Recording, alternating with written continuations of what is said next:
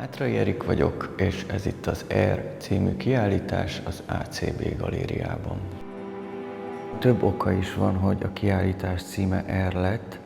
Egyrésztről azért, mert én nagyon régóta foglalkozom a levegővel, vagy a légkörrel, vagy a légkör által okozott spektrális jelenségekkel, az atmoszférával és ezekkel a jelenségekkel.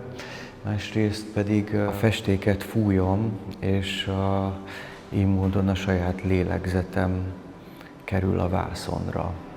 Nagyon egyszerű eszközzel dolgozom, amit úgy hívnak, hogy fixatív fújó, és ez két pici, egyszerű csövecskéből áll, aminek segítségével fújva porlasztom a festéket a vászonra, és ezáltal apró pöttyökbe, szemcsékbe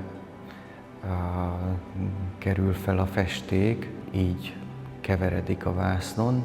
Egyébként mindig csak alapszíneket használok, elsődleges és másodlagos színeket, amiket igyekszem minél tisztábban használni, igazából csak fehérrel keverem ezeket a színeket. A színek így módon tisztán a maguk minőségébe kerülnek fel, majd ezek kis pontonként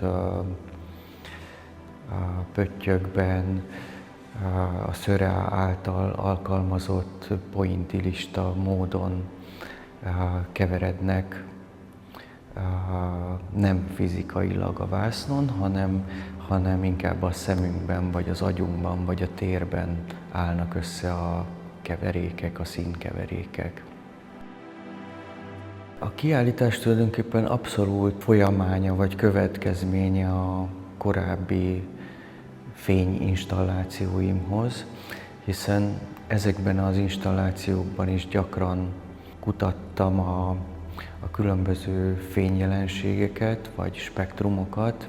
Nagyon gyakran foglalkozom ezekkel, és ugyanígy foglalkozom az installációimban a térrel, hiszen a legtöbb installációm az helyspecifikus, és szorosan összekapcsolódik az adott térrel.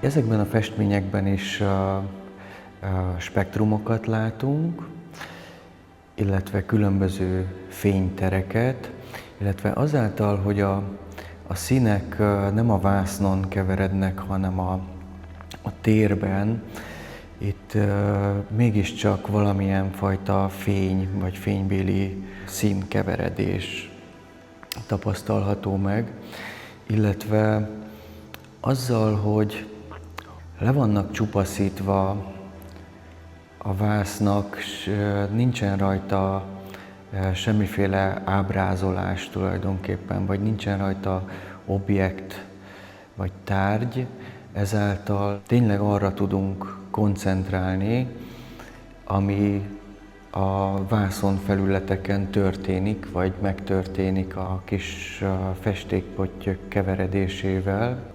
Mivel ez a keveredés térben történik meg, vászon és az agyunk között valahol, ezáltal valamilyen fajta atmoszféra érzékelhető ezekben a terekben, vagy ebben a térben. És ez tulajdonképpen minden kiállításon jelen van,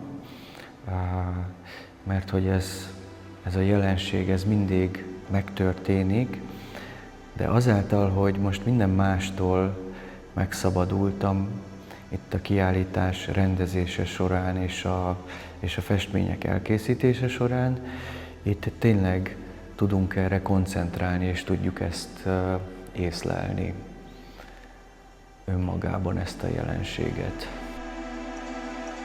10 éve tanítok az Eszterházy Károly Egyetem Képzőművészeti Intézetében, többek között színtant is. Évekkel később, mikor már azért régen, vagy régebb óta tanítottam ezt a tárgyat, akkor kezdtem el észrevenni a saját munkáimon, hogy ez a fajta rendszeres, színtan elméleti gondolkodás, ez megjelenik a a munkáimban, vagy a munkáimmal kapcsolatos gondolatokban. És megjelenik természetesen ez manuálisan, illetve hát ahogy elkészítem ezeket a munkákat. Tulajdonképpen nem egy az egyben szintani problémákkal foglalkozom, de azért azt lehet mondani, hogy végül is minden festő szintani problémákkal foglalkozik, ha nem is átgondoltam vagy tudatosan, hanem inkább ezt ösztönösen alkalmazva. Nálam valahogy ez a kettő, az ösztönösség és a tudatosság az együtt van jelen. Szándékosan használok egyszerű szintani alapvetéseket, mint például ezt a bizonyos optikai pointillista színkeverést, viszont azért mégiscsak a kompozíciókban, a vásznon ezeket hagyom ösztönösen kibontakozni. A zene az kétféleképpen van jelen ezekben a művekben, vagy az alkotásban, vagy az alkotói folyamatban. Egyrészt ezek a munkák mind valamilyen fajta térbeliséget, vagy térbeli mélységet, vagy teret is jelenítenek meg. Ahogy a hangzás, az ambientális hangzás, úgy ezek a képek is foglalkoznak a térrel, vagy a térnek a kitöltésével, és közben ezek a képek egyben meditatív vizualitást is hordoznak magában, és az alkotói folyamat maga is egy meditatív művelet. Fontos számomra, hogyha tágabb értelemben nézzük ezeket a munkákat, vagy a művészettörténelem kontextusában, megemlíteni a minimál artot, pontosabban ennek a jelentés nélküliségét, és még inkább az eszköztelenségét, vagy az eszközöknek a csupasságát és egyszerűségét, de talán még fontosabb számomra a colorfield festészet, ami hát magában hordozza ezt a jelentését, a színmező, a szín felületnek az erősségét, erejét, hatását. Nagyon fontos az, hogy ezeken a vásznakon már olyan léptékben jelenjen meg a színfelület, vagy az ezen belül formálódó mozgás és kompozíció, ami már befoglalja a látóterünket, és ezáltal sokkal intenzívebben tud hatni ránk, illetve az elménkre.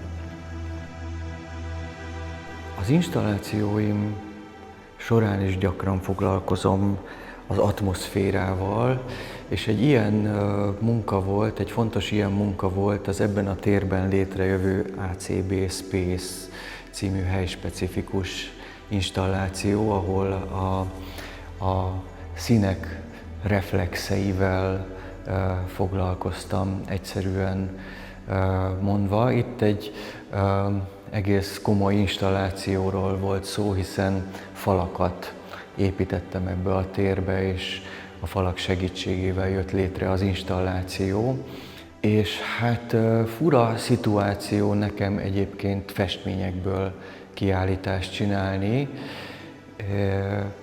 viszont a festményekkel is ugyanaz volt a célom, mint például ennél az installációnál, hogy valamilyen fajta atmoszférát létrehozni a képek segítségével.